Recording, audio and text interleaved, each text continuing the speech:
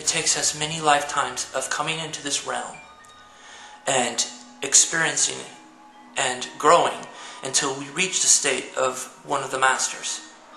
And that's what all the masters come into the world to teach us. This is about our own divinity as creators. But I'm digressing too much. I want to get back to talking about your beliefs and how they manifest in the physical. A master is able to concentrate single-mindedly to such a potent point that they are able to manifest quickly in the physical. You and I have probably not reached that state yet. And as long as we, like I said, believe we haven't, then we probably won't.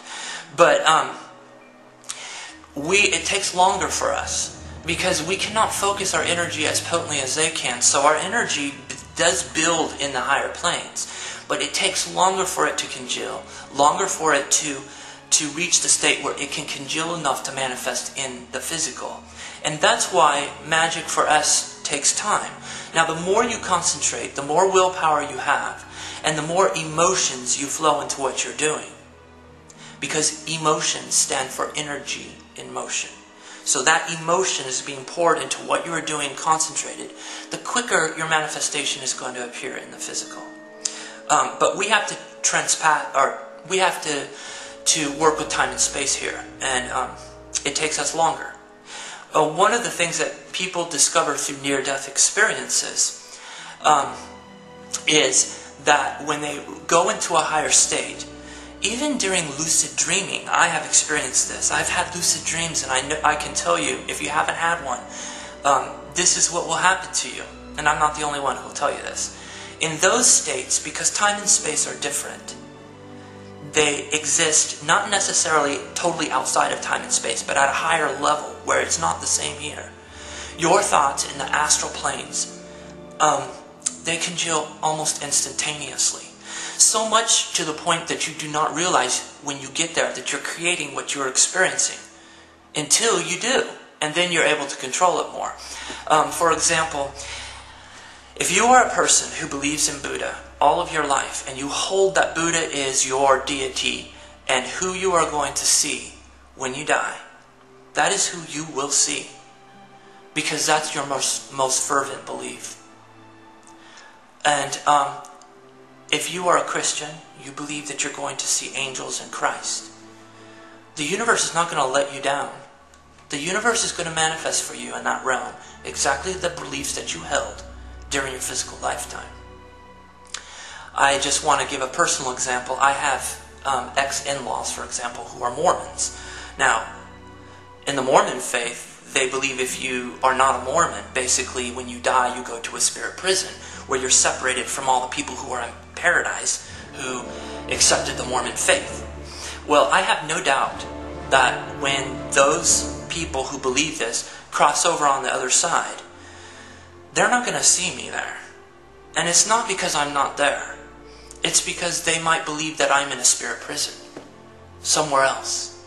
And they may congregate just like people of different faiths in the spirit realm congregate together.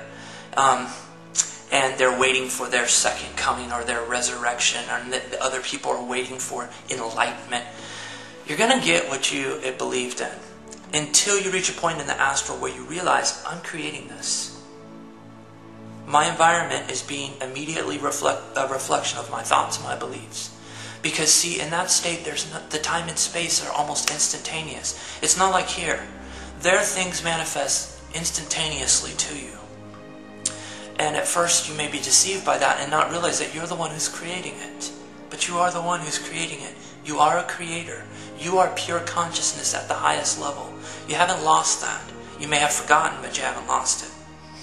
So, I want to share one of the reasons I'm making these videos for you. When I learned about magic, when I learned about conscious creation, I was not in a state of knowing. I was in a state of other people knew the knowledge and they were going to teach it to me. So that's what I experienced. I was in a teaching state.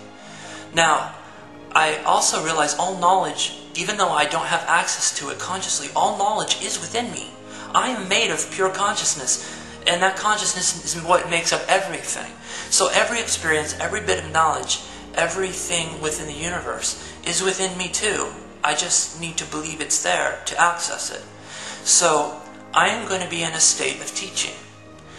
And a state of teaching is saying you know something, and you're going to give it to someone else. I'm not in a state of desiring to know anymore. I'm in a state of knowing at this point. Now, do I know everything? No. Because there are still subconscious beliefs that I have that believe at a subconscious level, and sometimes consciously, that maybe a bit of knowledge is out of my reach. So that is what I experience. But I also know that if I'm in a state of giving you knowledge, then that means I have something to give. And so that's what I experience. I experience a state of having something to give. And that's the greatest secret of magic. Your magic may not work for you because an example is what I went through at the very beginning. I practice candle magic is one of the ways I'm going to teach you how to access your subconscious and create. I practice candle magic. And then I'd sit around and I'd wonder, is it going to work? Is this going to work? I look around my environment, when's it going to work? See, those are manifestations of doubt. And I am saying, when I say that, there's a possibility it's not going to work. So that's what I experience. The times that my candle magic has worked are times when, and this came to me after I lit a candle and I did my ritual and I envisioned what I desired and I sent it out. The times candle magic or any type of magic is going to work is when you visualize to yourself, you might see that candle that you lit, and you visualize it in the midst of time and space, and you know it has always been there, even before you knew it was there. You brought it into existence, your desire, and the manifestation of your desire, but it has always been there. That candle was there in a higher state before you realized it. And physicists will tell you that's true too. Time and space all exist simultaneously. And so, what you perceive as your future has always been there. Now, does it mean there's predestination? Don't get me wrong, because the choices that you are making at your present moment have the power to change the future. But the future has always been there. And it's a paradox that is difficult to comprehend in our linear state of time and space. But I saw my candle that I had lit, and I realized that candle was there before I lit it. And then I realized the desire that I am seeking is already manifest. I just haven't arrived there yet. But I'm gonna. And as soon as I switched my beliefs, I got what I wanted. And it does work. It takes practice. It takes knowing yourself and knowing your beliefs. And you cannot know your beliefs unless you do some introspection. And you're not going to know your beliefs unless you meditate. That's why mystics meditate. They want to know themselves.